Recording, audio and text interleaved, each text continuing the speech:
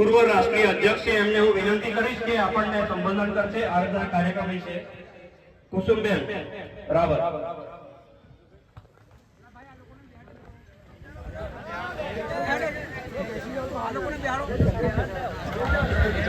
વદેશિયાની જે રસોડા માટે સેવાઓ આપનાર જે ટીમ જે છે એ રસોડા તરફ પહોંચે.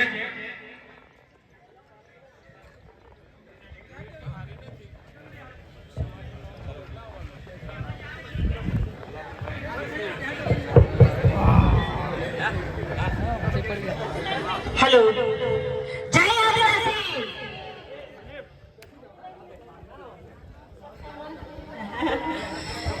एक बार फिर से, क्योंकि मैदान में इतनी संख्या दिखती है और जयकारा जोर से नहीं आता है तो मजा नहीं आता, तो एक बार फिर से जय आदिवासी, जय आदिवासी।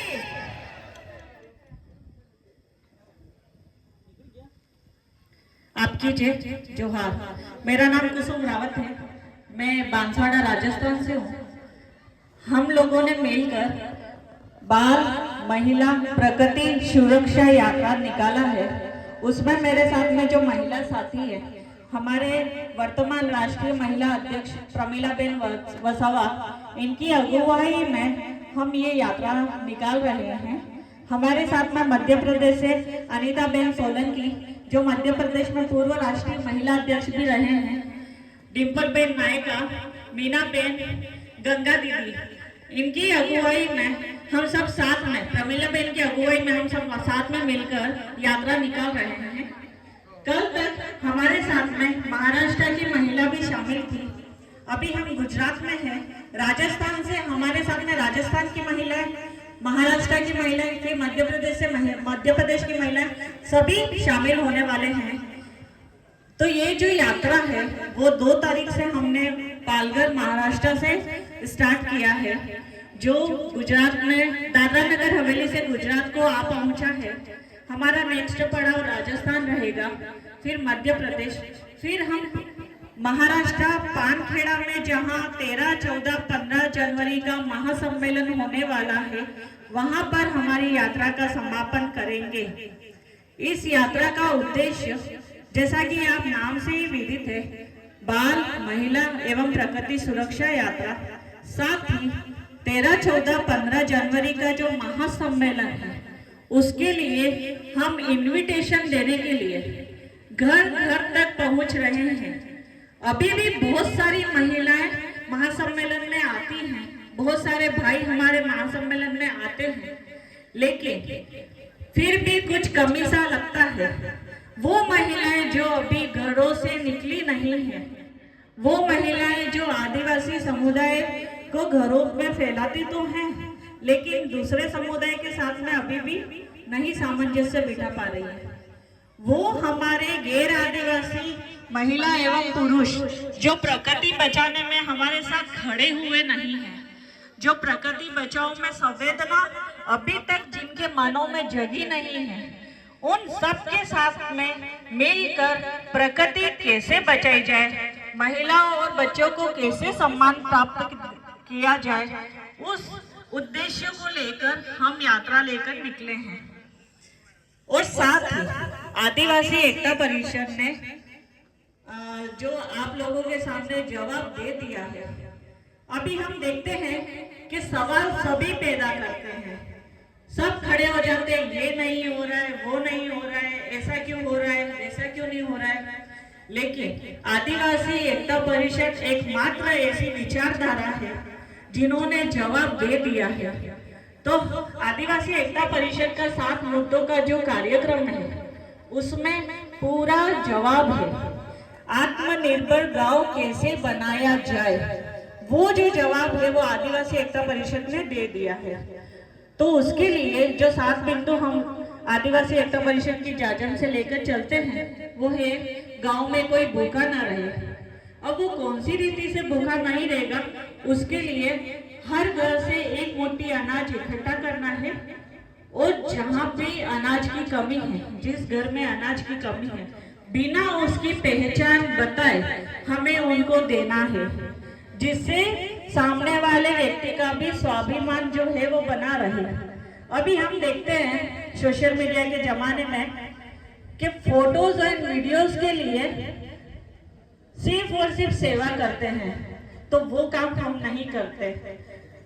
आदिवासी एक ऐसा अकेला मात्र इंसान है जो पूरी प्रकृति में रहने वाले भाई बहनों का पेट भरता है, खेती करता है, इसके बाद गांव में कोई स्वास्थ्य से वंचित न रहे। तो उसके लिए जो जीएनएम, एएनएम, डॉक्टर्स अपनी सेवा के बाद में अपनी सेवा गांव में देना शुरू करेंगे, जिससे क्या होगा कि गांव में स्वास्थ्य से कोई भी वंचित नहीं रहेगा, गांव में कोई शिक्षा से वंचित न रहे। उसके लिए गांव के जो टीचर्स हैं वो टीचर्स अपनी सेवा के बाद में गांव में अध्यापन करना शुरू करेंगे। गांव में अध्ययन केंद्र हो, भाषा केंद्र हो, साहित्य केंद्र हो, गांव का झगड़ा गांव में खत्म हो। अब गांव का झगड़ा गांव में अगर खत्म होगा तो पुलिस का इन्वॉल्वमेंट नहीं होएगा गांव में।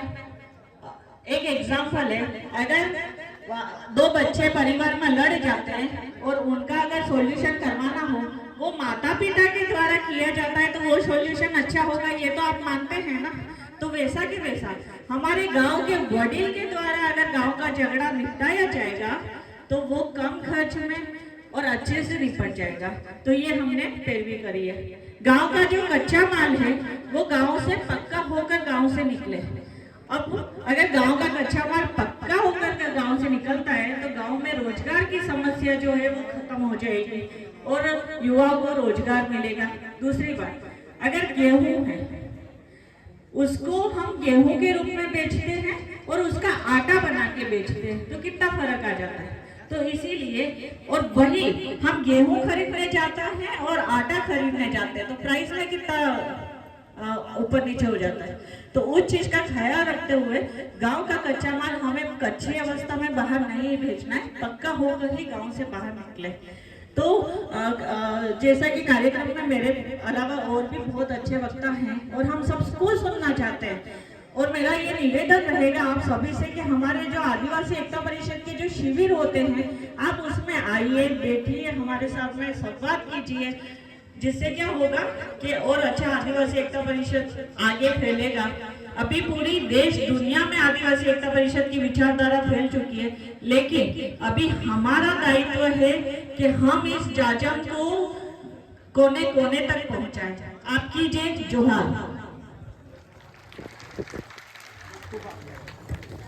खूब खूब आभार कुसुमबेन रावतजी કે જે પાલઘરથી મહિલા સન્માન યાત્રામાં જોડાયા છે અને અહીંયાથી જે રાજસ્થાન મધ્યપ્રદેશ રહી જે આદિવાસી એકતા પરિષદનું સાંસ્કૃતિક મહાસંમેલન યોજાનાર છે પાનખેડા પીપળનેર ત્યાં પહોંચનાર છે અને એમના જે મહિલા સન્માન યાત્રાના ઉદ્દેશ્ય જે છે એ આપણે ખૂબ સરસ રીતે એમને પ્રસ્તુત કર્યા। અને હવે હું આગળના વક્તા અને આદિવાસી એકતા પરિષદની ભૂમિકા